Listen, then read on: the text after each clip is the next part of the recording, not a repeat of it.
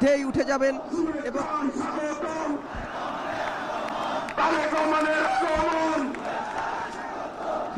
তারেক রহমান কিন্তু মঞ্চে উঠে গিয়েছেন ইতিমধ্যেই। তিনি দেখছেন তিনি যারা মঞ্চে তাকে অভ্যর্থনা জানানোর জন্য অপেক্ষায় ছিলেন তারা করমর্দন করছেন, তার সাথে তারা সালাম বিনিময় করছেন এবং তারেক রহমান হাত নাড়িয়ে অভিনন্দন জানাচ্ছেন। এখন আপনাদের সামনে বক্তব্য চেয়ারম্যান জনাব তারেক রহমান স্বদেশ প্রত্যাবর্তন কমিটি সংগ্রামী আহ্বায়ক জাতীয় স্থায়ী কমিটির সম্মানিত সদস্য জনাব সালাউদ্দিন আহমেদ এখন আপনাদের সামনে বক্তব্য রাখছেন। আমি বক্তব্য রাখার জন্য উঠি নাই, আহ্বান জানাচ্ছি বাংলাদেশের আগামী দিনের দিক নির্দেশক জনাব তারেক রহমান।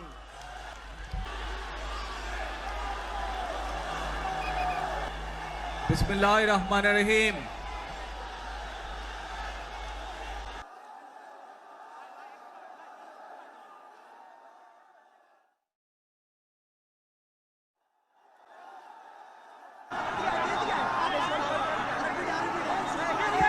প্রিয় বাংলাদেশ,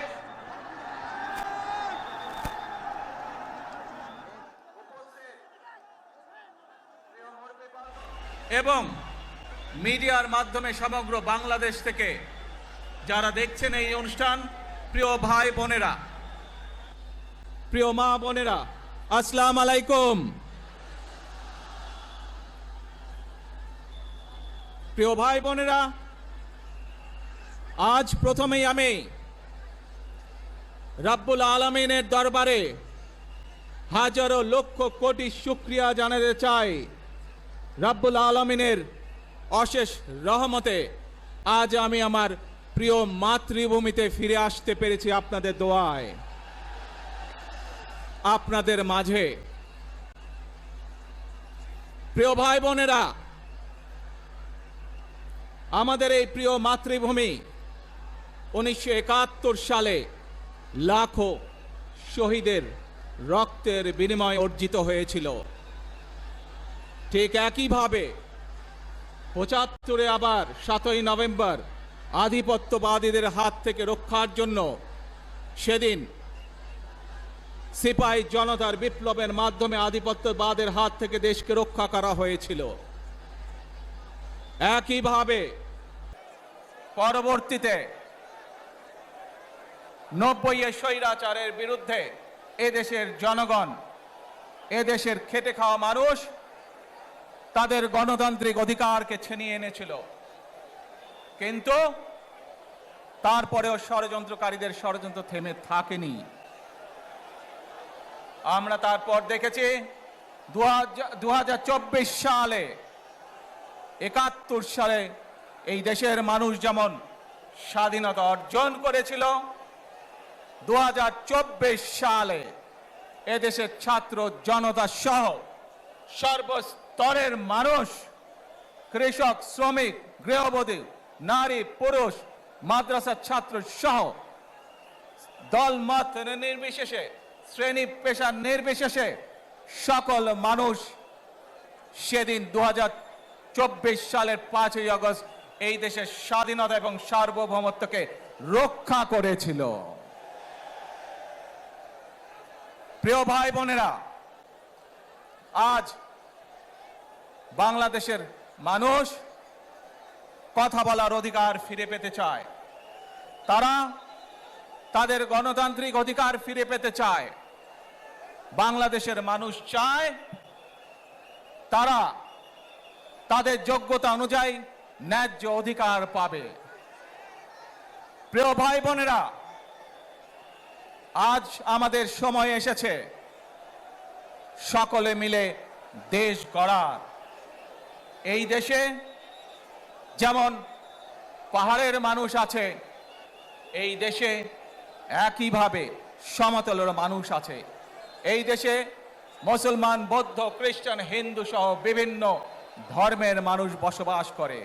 আমরা চাই সকলে মিলে এমন একটি বাংলাদেশ গড়ে তুলব আমরা, যেই বাংলাদেশের স্বপ্ন একজন মা দেখেন, অর্থাৎ একটি নিরাপদ বাংলাদেশ আমরা গড়ে তুলতে চাই। যে বাংলাদেশে একজন নারী, একজন পুরুষ, একজন শিশু, যেই হোক না কেন, নিরাপদে ঘর থেকে বের হলে নিরাপদে ইনশাআল্লাহ ঘরে আবার ফিরে আসতে পারে। প্রিয় ভাই বোনেরা, এই দেশের জনসংখ্যার অর্ধেক নারী, 4 কোটিরও বেশি তরুণ প্রজন্মের সদস্য, 5 কোটির মতন শিশু, 40 লক্ষের মতন প্রতিবন্ধী মানুষ রয়েছেন, কয়েক কোটি কৃষক শ্রমিক রয়েছেন। এই মানুষগুলোর একটি প্রত্যাশা আছে এই রাষ্ট্রের কাছে, এই মানুষগুলোর একটি আকাঙ্ক্ষা আছে এই দেশের কাছে। আজ আমরা সবাই এই লক্ষ কোটি মানুষের সেই প্রত্যাশাগুলো পূরণ করতে পারি ইনশাআল্লাহ। প্রিয় ভাই বোনেরা, 71 সালে আমাদের শহীদরা নিজের জীবন উৎসর্গ করেছিলেন এই রকম একটি বাংলাদেশ গঠনের জন্য। বিগত 15 বছর স্বৈরাচারের বিরুদ্ধে শত শত হাজারো গুম খুনের শিকার হয়েছে শুধু রাজনৈতিক দলের সদস্য নয়, নিরীহ মানুষের প্রতিবাদ করতে গিয়ে অত্যাচার নির্যাতনের শিকার হয়েছে, জীবন দিয়েছে। 2024 সাল মাত্র সেদিনের ঘটনা। কিভাবে আমরা দেখেছি আমাদের তরুণ প্রজন্মের সদস্যরা কিভাবে নিজের জীবন উৎসর্গ করেছে দেশের এই স্বাধীনতা এবং সার্বভৌমত্বকে রক্ষা করার জন্য। প্রিয় ভাই বোনেরা, কয়েকদিন আগে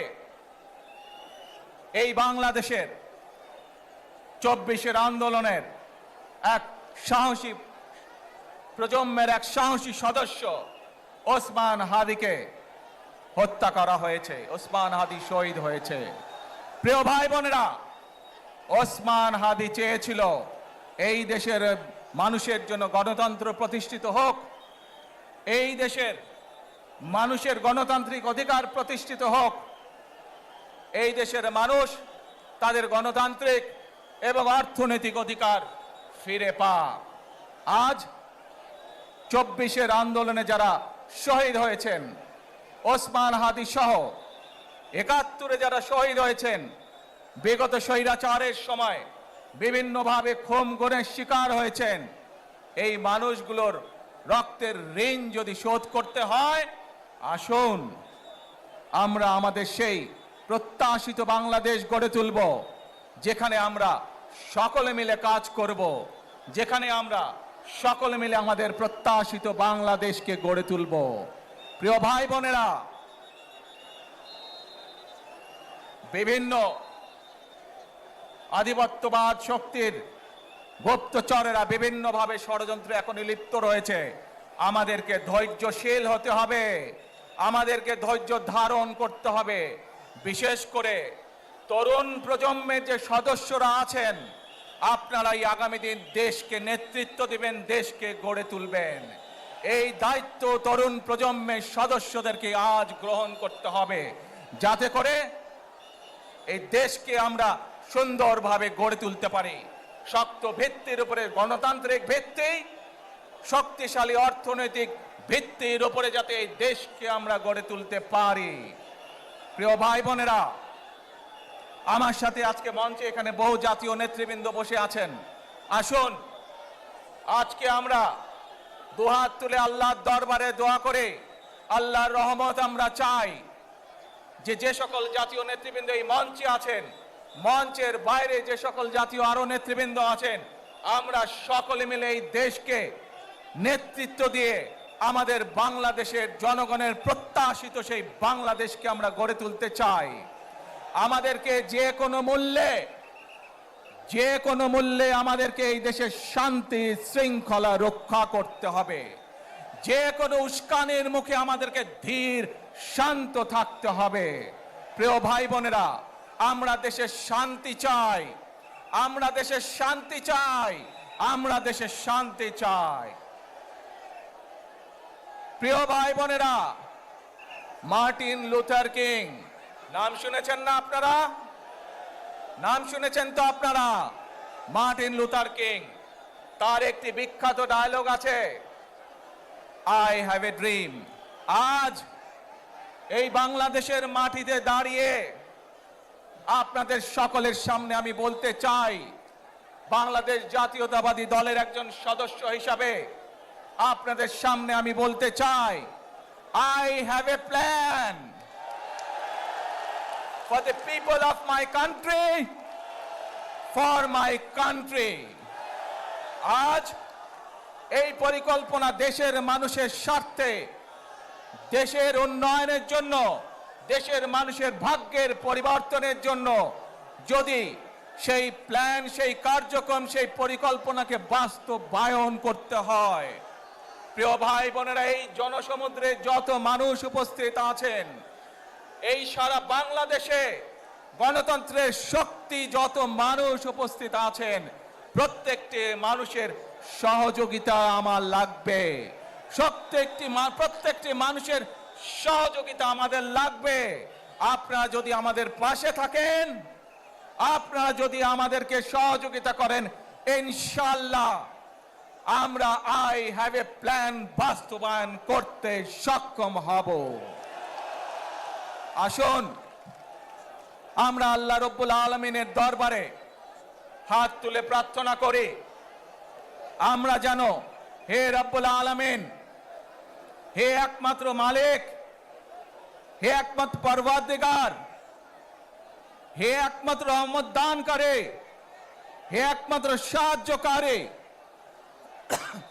আজ আপনি যদি আমাদেরকে রহমত দেন, তাহলে আমরা এই দেশের মানুষ কঠোর পরিশ্রম করার মাধ্যমে আমাদের প্রত্যাশিত বাংলাদেশকে গড়ে তুলতে পারবো। আজ যদি আল্লাহর রহমত এই দেশ এবং এই দেশের মানুষের পক্ষে থাকে, আল্লাহর সাহায্য, আল্লাহর দয়া এই দেশের মানুষের উপরে, এই দেশের উপরে থাকে, ইনশাআল্লাহ আমরা আমাদের প্রত্যাশিত বাংলাদেশ গড়ে তুলতে সক্ষম হব।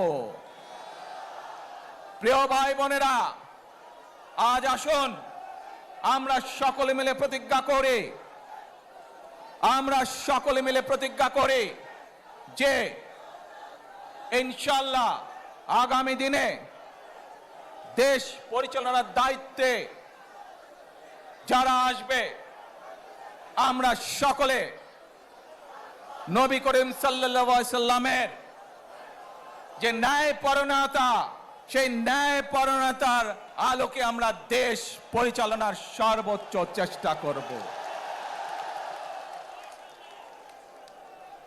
প্রিয় ভাই বোনেরা, আজ আপনারা জানেন, এখান থেকে আমি আমার মা দেশনেত্রী খালেদা জিয়ার কাছে যাব। এই একটি মানুষ, যে মানুষটি এই দেশের মাটি, এই দেশের মানুষকে নিজের জীবনের থেকেও বেশি ভালোবেসেছেন। তার সাথে কি হয়েছে আপনারা প্রত্যেকটি মানুষ সে সম্পর্কে অবগত আছেন। সন্তান হিসাবে আপনাদের কাছে আমি চাইবো, আজ আল্লাহর দরবারে আপনারা দোয়া করবেন, যাতে আল্লাহ ওনাকে তৌফিক দেন, উনি যাতে সুস্থ হতে পারেন। প্রিয় ভাই বোনরা, সন্তান হিসাবে আমার মন আমার মায়ের বিছানার পাশে পড়ে আছে সেই হাসপাতালের ঘরে, কিন্তু সেই মানুষটি যাদের জন্য জীবনকে উৎসর্গ করেছে, অর্থাৎ আপনারা এই মানুষগুলোকে, যাদের জন্য দেশনেত্রী খালেদা জিয়া জীবন উৎসর্গ করেছেন, নিজের জীবন, সেই মানুষগুলোকে আমি কোনোভাবেই ফেলে যেতে পারি না। এবং সেজন্যই আজ হাসপাতালে যাবার আগে আপনাদের প্রতি সহ টেলিভিশনগুলোর মাধ্যমে যারা সমগ্র বাংলাদেশে আমাকে দেখছেন, আপনাদের সকলের কাছে কৃতজ্ঞতা প্রকাশ করার জন্য আজ আমি এখানে দাঁড়িয়েছি আপনাদের সামনে। প্রিয় ভাই বোনেরা, আসুন আমাদেরকে আজকে নিশ্চিত, আমরা যে দলেরই রাজনৈতিক দলের সদস্য হই অথবা একজন নির্দলীয় ব্যক্তি হই, আমাদেরকে নিশ্চিত করতে হবে যে কোনো মূল্যে আমরা আমাদের এই দেশের শান্তি শৃঙ্খলাকে ধরে রাখতে হবে। যে কোনো মূল্যে যে কোনো বিশৃঙ্খলাকে পরিত্যাগ করতে হবে। যে কোনো মূল্যে আমাদেরকে নিশ্চিত করতে হবে যাতে মানুষ নিরাপদ থাকতে পারে। শিশু হোক, নারী হোক, পুরুষ হোক, যে কোনো বয়স, যে কোনো শ্রেণী, যে কোনো পেশা, যে কোনো ধর্মের মানুষ যেন নিরাপদ থাকে, এই হোক আমাদের চাওয়া আজকে। প্রিয় ভাই বোনেরা, আসুন প্রিয় ভাই বোনেরা, সবাই মিলে আজ আমরা প্রতিজ্ঞাবদ্ধ হই, সবাই মিলে করব কাজ। কে জোরে আরো, সবাই মিলে করব কাজ, গর্ব মোদের বাংলাদেশ। ইনশাআল্লাহ আপনাদের সকলের কাছে দোয়া আছে, আবারও সকলকে যে কোনো মূল্যে দেশে শান্তি শৃঙ্খলা রক্ষার আহ্বান জানিয়ে যে কোনো বিশৃঙ্খলাকে পরিহার করে ধৈর্যের সাথে মোকাবেলা করার আহ্বান জানিয়ে আমার বক্তব্য শেষ করছি। আবারও আপনাদের কাছে কৃতজ্ঞতা প্রকাশ করছি আজকে আমাকে এইভাবে বরণ করে নেওয়ার জন্য। আল্লাহ হাফেজ। বাংলাদেশ জিন্দাবাদ, বাংলাদেশ জাতীয়তাবাদী দল জিন্দাবাদ। আসসালামু আলাইকুম।